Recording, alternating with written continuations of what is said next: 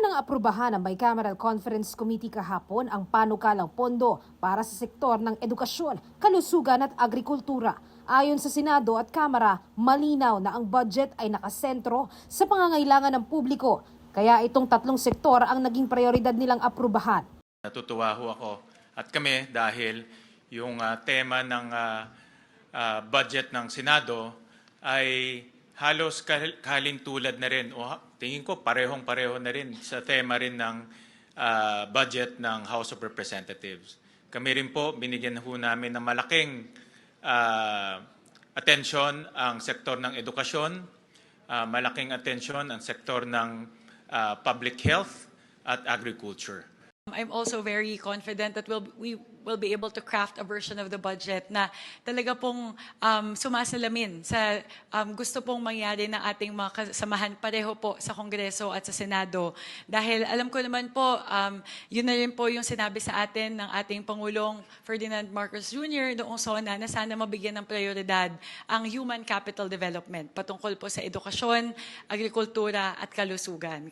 Ang aprobadong pondo ng Department of Education, 961 billion pesos. Labas pa rito ang mga pondo para sa Commission on Higher Education, TESDA at sa mga state universities and colleges. Kung pagbabasihan ay ang National Expenditure Program, tumaas ng halos 87 billion pesos ang pondo ng DepEd. Malinaw na malaking bahagi nito nakalaan para sa pagbuo ng 35,000 classrooms, 200 days na feeding programs at pambili ng learning materials ng mga estudyante. I'd just like to highlight the biggest increase, and that would be in terms of classrooms, in terms of textbooks, at saka pagdating po sa school-based feeding program. Mahalaga din po na ating po ipaalam sa ating mga kababayan na kahit ano pong programa sa Department of Education, hindi po tayo bumaba mula po sa NEP. Lahat po ng mga programa itinaas po natin mula po sa level ng NEP. Naaprubahan na rin ang pondo sa Department of Health. Pero bahagyang nagkaroon ng diskusyon ang dalawang kapulungan para sa panukalang pondo ng MAIFIP o ang Medical Assistance to Indigent Incapacitated Patients. Ito ang pondo ng DOH, pambayad sa mga guarantee letters na ibinibigay ng mga politiko sa mga pasyenteng walang pambayad ng hospital bills. Sa bersyon ng Kamara, ang pondo ay higit 49 bilyon. Pero sa Senate version ay halos kalahati ang natapyas at naging 28 bilyon na lang. Nais ng Kamara ibalik ang 49 bilyon. Pero ang ginigiit ng ilang senador, baka kasi nagagamit sa pamumulitika ang MAIFIP. Pero nilinaw naman ni Senator Erwin Tulfo at Senator Loren Legarda, wala namang aktual na pera na mahahawakan ng politiko rito. Wala din dapat kulay sa pagbibigay ng tulong. Hindi naman cash po ang MAIP eh. Baka akala po ng mga kababayan natin watching us, MAIP is not cash po. So it is a guarantee letter. It's the DOH that pays or that foot the bill of the individual person. So, walang binibigay na cash ang politiko. Hindi pumipili dapat ang politiko pag may sakit yung leader ng kalaban niya, walang GL. Hindi po dapat ganon. That's what the chair means. Let us not politicize it. Yeah. Walang nameless, faceless, no political color. Sa huli, nagkasundo ang dalawang kapulungan maging higit 51 bilyon ang pondo para sa MAIFIP. Aprobado na rin kahapon ang budget para naman sa Department of Agriculture. Pero nagsuspend ng ilang minuto at ilang beses ang BICAM at nagkaroon din ng diskusyon ang Senado at Kamara para naman sa panukalang pondo sa Farm to Market Road projects. Gusto kasi ng Kamara ibalik ang natapyas din na 16 bilyon mula sa House version. Giit ng Kongreso, may pagkukuhanan naman ng pondo at kailangan ito ng sektor ng agrikultura. It is the ultimate wisdom and policy of the House of Representatives that of the 255.5 billion flood control that were stricken off, we put the 16 billion to our farm to market because the President said education, health, and agriculture. So there is therefore the source of the fund. Pero ang mga senador, masyado raw malaki ang halagang ibabagsak sa Farm to Market Road projects. Gayong unang beses pa lang ito hahawakan ng DA dahil dati itong nasa DPWH.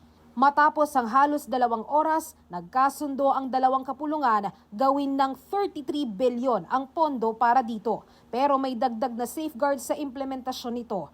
Kaya lang may reservation sina Senator Pia Cayetano, Senator Loren Legarda at Senator Erwin Tulfo. I'm a senator of the whole country. I want to see countryside development. Rest assured, that is what's in my heart. But I cannot stand to see corruption continue to happen. So my job is to continue to read, to study the records, the